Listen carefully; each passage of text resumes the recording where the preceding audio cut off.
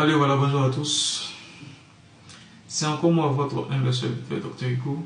Aujourd'hui, nous allons donc évoquer un sujet, j'allais dire, mixage, hein, c'est un sujet mixte, concernant non seulement le volet politique, mais aussi le volet religieux.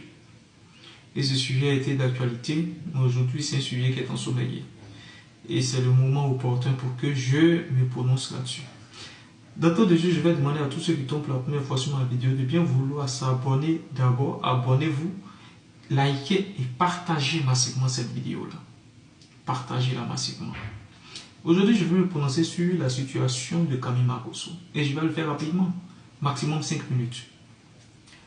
Nous avons tous vu la vidéo de Camille Makosso, cette cérémonie qui a eu lieu, où le révérend Camille Makosso disait renouer avec sa touche pastorale.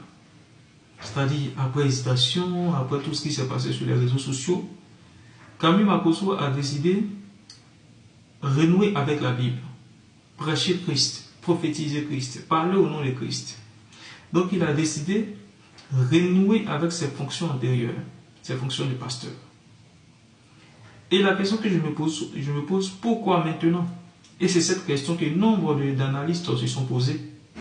Où certains analystes disaient que Camille Makosso, voyant donc la défaite du RHDP, est en train de chercher une porte de sortie. Une porte de sortie. Ça, c'est une analyse, hein, c'est une analyse parmi tant d'autres. Mais la seconde analyse que moi aujourd'hui je veux faire, non seulement d'abord attirer l'attention de tous ces éminents hommes de Dieu, aujourd'hui qui sont des références pour nous en matière de christianisme. Si le christianisme aujourd'hui perd de sa valeur, si le christianisme aujourd'hui est embradé, est critiqué, même par nos frères de l'islam, ou si le christianisme aujourd'hui est soumis à certaines impostures, c'est à cause de ces brebis galeuses-là, à cause de ces mauvaises graines. Et ces mauvaises graines-là, il faut les extirper de ce sein-là. Il faut les critiquer. Mais aujourd'hui, nous sommes dans un environnement où des gens ont peur de critiquer. Des gens voient très bien que cet homme, toutes les actions qu'il pose, sont en l'encontre ou sont contre le Christ, mais ils ont du mal à le dire. Et c'est là qu'il y a tout un tas de problématiques. Moi aujourd'hui, j'ai très mal de voir ce mutisme qui règne dans ce domaine. Quand je vois des hommes de Dieu comme le pasteur Mohamed Sanogo, le pasteur Yahi Robert Dion, des éminents hommes de Dieu, qui ne peuvent même pas dire que cet homme-là n'est pas de Dieu, j'ai mal. Parce que pour nous, ce sont eux les références. Ces hommes-là, quand tu les vois agir, tu sais qu'ils sont utilisés par Dieu. Ils ne sont pas sur des réseaux sociaux, ils ne sont pas en train de débatter sur des sujets inutiles. Ils ne sont pas dans ces milieux-là. Mais le seul qui traîne dans ces milieux et qui traîne avec lui plusieurs casquettes, un pasteur a plusieurs casquettes, tout ça parce qu'il est simplement à la recherche du matériel. Il est plutôt à la recherche du matériel. Quelqu'un qui vend que le matériel. Quelqu'un qui prône que le matériel, qui vit que pour le matériel. Et qui a mis Jésus au second plan, mais il ne peut aucunement faire l'œuvre de Dieu. On ne peut pas considérer cela comme une faiblesse. Mais je dis quelqu'un qui vend les mérites de l'argent, qui fait la promotion de l'argent, qui chante les louanges de l'argent, il n'est pas de Dieu. C'est un fils de maman, comme le dit bien la Bible. Comme le disent bien les Écritures. Maintenant, le second aspect que je vais aujourd'hui énumérer, c'est un peu une analyse un peu purement politique que je vais faire de la situation. Je disais tantôt que certains amis j'estimais que le RHDP est au bord du gouffre et qu'il serait à même de perdre le pouvoir en 2025.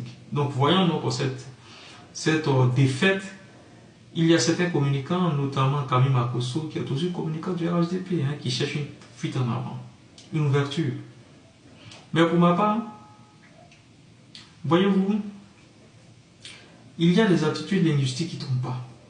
Et qui, dès l'instant qu'on les perçoit, on peut déjà définir la posture de l'homme. Rappelez-vous en 2020, Camille Makosso avait encore utilisé cette capsule d'homme de Dieu, de pasteur, de représentant, de porte-parole d'un conglomérat de pasteurs de plus de 10 000 membres, 10 000 pasteurs. Et qu'est-ce qu'il a eu à faire en 2020? Il a appelé donc au parrainage du Premier ministre Ahmed Bakayoko, auquel il a soumis donc les 10 000 pasteurs là pour le compte du RHDP. C'est comme, je vais dire, une certaine promotion donc du bétail. C'est comme s'il était justement allé vendre le bétail électoral. Il était allé juste vendre ces pasteurs-là comme du bétail électoral. Et pour ma part, c'est dans cette posture-là que cet homme est encore. Oui, parce que Ahmed Bakayoko n'étant plus, comment est-ce qu'il faut faire pour s'attirer les faveurs, pour s'attirer donc les lumières, pour attirer quand même la masse financière donc du RHDP chez lui? Il faut renouer simplement avec l'ancienne touche pastorale. Et c'est ce qu'il est en train de faire. Allez encore dire sur un plateau de télé que j'ai plus de 10 000 membres. Ça ne vous rappelle pas son positionnement en 2020? C'est bien sûr, c'est ça. Allez se réinitialiser. C'est une certaine forme de réinitialisation qu'il est en train de faire. Renouer avec sa touche pastorale. Et la cérémonie qui a eu lieu, c'est une cérémonie qui est faite par ce conglomérat de pasteurs qui mange dans sa main. Donc c'est un conglomérat de pasteurs qui a été créé à des buts purement politiques. À des buts purement politiques. Et à l'approche donc des élections, à quelques mois des élections, Camille Makosso ira donc vendre ces pasteurs comme du bétail électoral. C'est ce qui est malheureusement.